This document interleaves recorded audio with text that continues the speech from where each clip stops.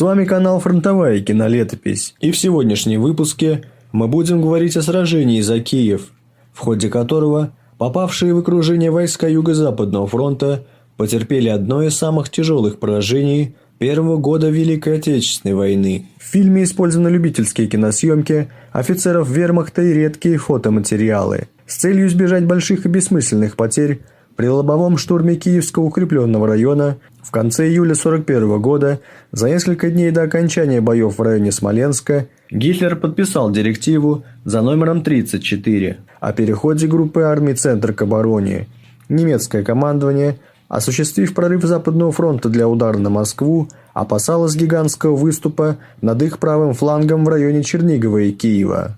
Кроме того, сохранялась угроза румынским нефтепромыслам от бомбардировок советской авиации. 23 августа Гитлер отдает директиву на окружение и разгром 5 советских армий Юго-Западного фронта, удерживающих Киевский укрепленный район и левый берег Днепра. На Киев была нацелена мощнейшая группировка немецких войск. На северном фланге должна была наступать 2-я танковая группа Гудериана, а на южном – 1-я танковая группа Клейста. Еще до начала сражения, в то время начальник генерального штаба Жуков докладывал Сталину о последствиях возможного Киевского котла и предлагал отвести войска из излучины Днепра. Однако Жукова сместили с должности и на его место назначили маршала Шапошникова. Поворот группы Гудериана на юг не остался незамеченным. Ставка разрешила отвести 5-ю армию Потапова и 27-й корпус на восточный берег Днепра. При отводе 5-й армии за Днепр часть 11-й танковой дивизии вермахта, преследуя отступающие советские войска, захватили стратегический мост севернее Киева у села Акуниново и начали формировать и расширять захваченный плацдарм. Неоднократные попытки советских войск с помощью авиации Пинской флотилии ликвидировать плацдарм были безуспешны. 24 августа танковая группа Гудериана начала наступление в направлении Конотопа. На южном фланге передовые части 1-й танковой группы Клейста еще 20 августа форсировали Днепр у Запорожья и захватили понтонные переправы у Днепропетровска, а 17-я армия овладела небольшим плацдармом у Кременчуга. К концу августа войска Гудериана захватили 2 плацдарма на реке Десна у Коропа и Новгорода Северского, а 1-я группа Клейста совместно с 17-й армией захватила и расширила плацдарм в районе Кременчуга на левом берегу Днепра. В начале сентября 1941 года обстановка под Киевом продолжала ухудшаться. Тем временем войска Брянского фронта генерал-лейтенанта Еременко безуспешно пытались ударами с фланга задержать и остановить танки Гудериана.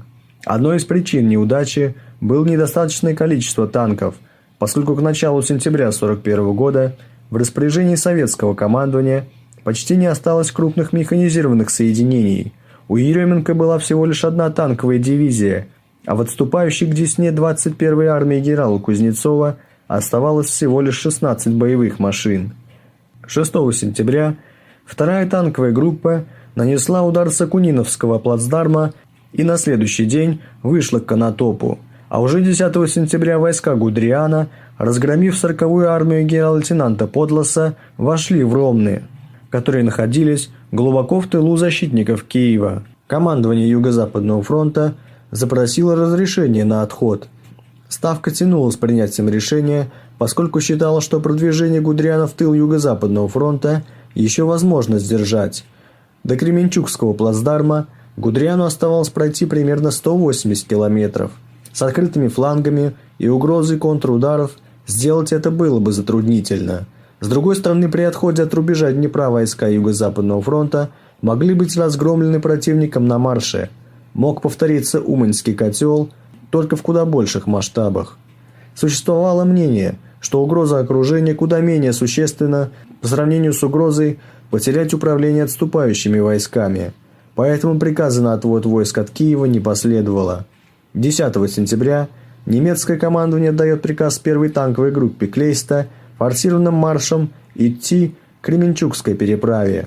Ночью танки форсируют Днепр и сосредотачиваются на левом берегу, а утром 12 сентября наносит удар навстречу второй танковой группе в направлении на Прилуки-Пирятин. Удержание Киева для Советского Союза имело большое политическое значение.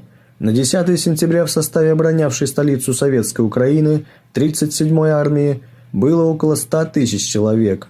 На переговорах с начальником генерального штаба Шапошниковым в ночь на 11 сентября командующий Юго-Западным фронтом Кирпонос запросил разрешение использовать этот последний резерв, но Шапошников отклонил предложение Кирпоноса, рекомендовав ему снимать дивизии с других участков фронта. Немного позднее состоялся разговор между командованием Юго-Западного фронта и Сталиным. Сталин напомнил Кирпоносу о недавней катастрофе под Уманью и приказал не оставлять Киев и не взрывать мосты без особого распоряжения Ставки. Через несколько часов с просьбой об отходе обратился в Москву командующий юго-западным направлением Буденный, но в итоге был отстранен от должности и заменен на маршала Тимошенко. Но кадровые перестановки не помогли. К 13 сентября в войсках фронта начался хаос. Огромные колонны пытаются пробиться к Пирятину и выйти из окружения. 14 сентября в 18 часов 20 минут у Лохвицы встретились передовые отряды 3-й танковой дивизии 2-й танковой группы Гудериана и 9-й танковой дивизии 1-й танковой группы фон Клейста. Тем самым кольцо окружения полностью сомкнулось. Командующему фронтом Кирпоносу 15 сентября был отправлен уполномоченный Ставки Баграмян с устным приказом отходить на тыловые рубежи. Кирпонос без письменного приказа отказался это делать, и, наконец, 17 сентября в 23 часа 40 минут Ставкой было дано разрешение на отвод войск из Киева. В ночь на 19 сентября части 37-й армии отступили из Киева и отошли на восточный берег Днепра. Командир 4-й дивизии войск НКВД полковник Мажирин вспоминал: «День 19 сентября выдался на удивление солнечным и теплым. Над Днепром чистое голубое небо. Часов в 11 утра фашисты открыли ураганный огонь по юго-западным окраинам города, а затем осторожно двинулись вперед к мостам. Сигнал, и мы со своего командного пункта увидели столбы огня и дыма над ЖД мостом. Взлетел на воздух Дарницкий мост. После взрыва мостов через Днепр 37-я армия начала отступление на восток. Однако организованного прорыва уже не получилось. Оставшиеся без управления и понесшие большие потери подразделения беспорядочно шли небольшими группами. К 20 сентября из остатков отступающих частей Красной армии образовалось 6 основных очагов сопротивления. Дольше всех сражались остатки 37-й армии в районе Еготина, сумевшие организованно продержаться в двойном кольце немецкого окружения вплоть до 26 сентября.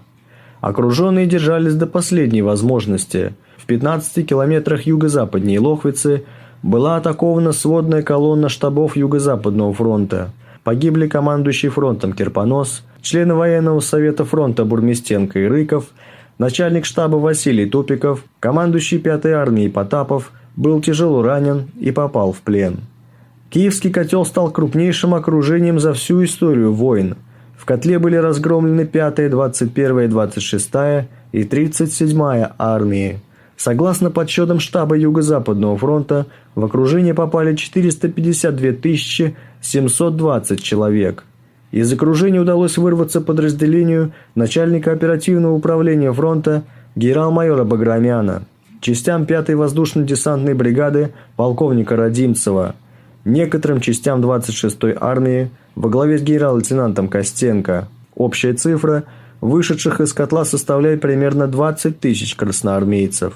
Бои немецких войск с окруженцами продолжались до конца сентября 1941 года.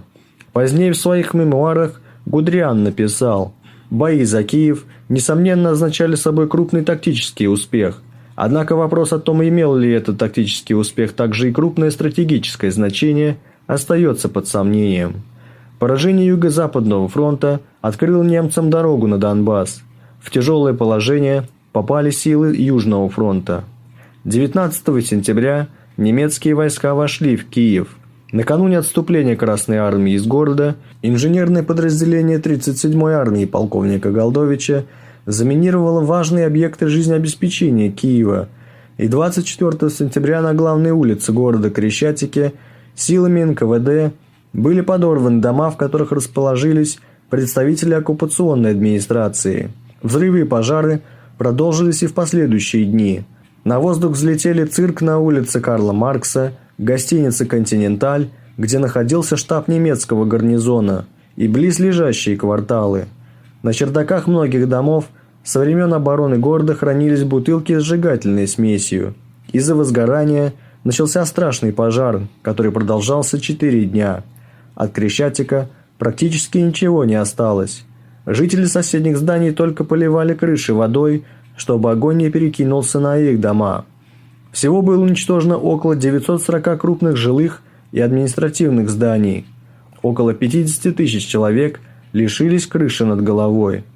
Только спустя 11 лет после окончания войны большинство уничтоженных зданий были вновь отстроены и восстановлены. К Киевской катастрофе привели целый комплекс просчетов и ошибок командования. Остро ощущалась нехватка механизированных соединений. Тем не менее, советские войска мужественно сражались в окружении, выполняя поставленную задачу ценой своей жизни, и нанесли немалые потери немецким танковым группам. Главным положительным итогом сражений для Юго-Западного фронта был, конечно, выигрыш времени. Буквально через 2-3 дня после начала операции «Тайфун» пошли дожди, и дороги превратились в грязное месиво.